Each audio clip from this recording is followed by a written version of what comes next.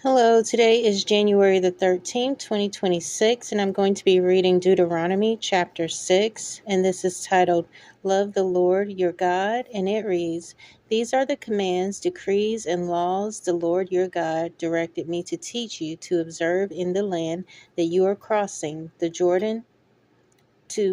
the Jordan to possess, so that you, your children, and their children after them may fear the Lord your God as long as you live, by keeping all his decrees and commands that I give you, and so that you may enjoy long life.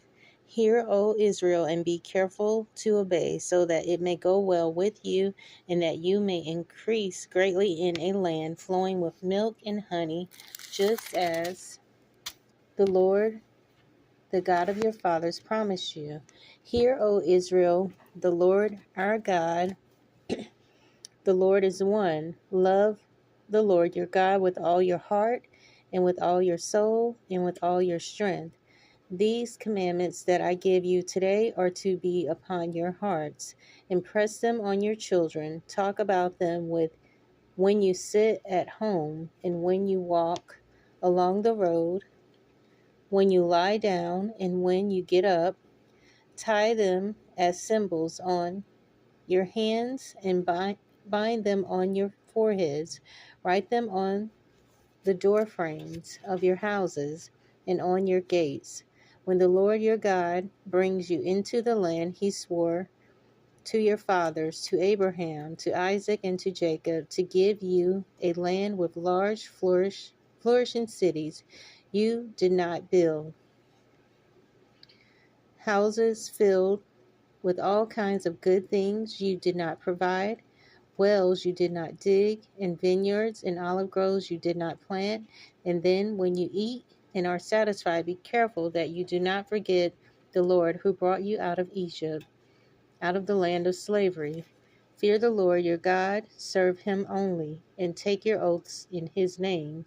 Do not follow other gods, the gods of the peoples around you.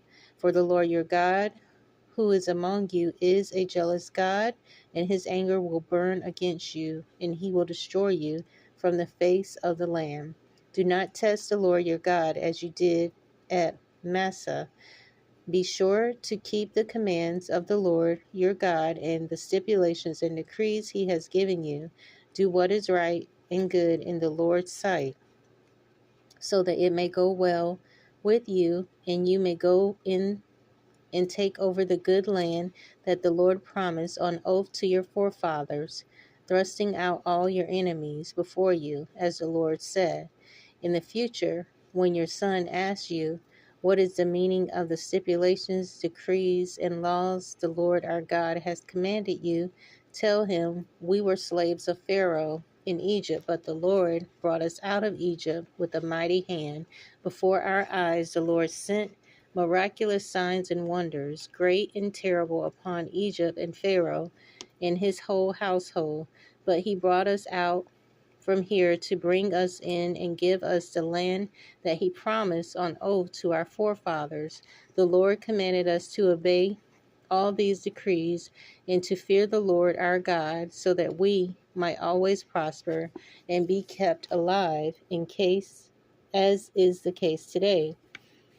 And if we are careful to obey all this law before the Lord our God as he commanded us, that will be our righteousness.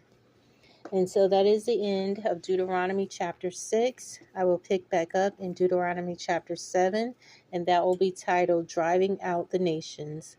So I hope you'll join me again. Thanks.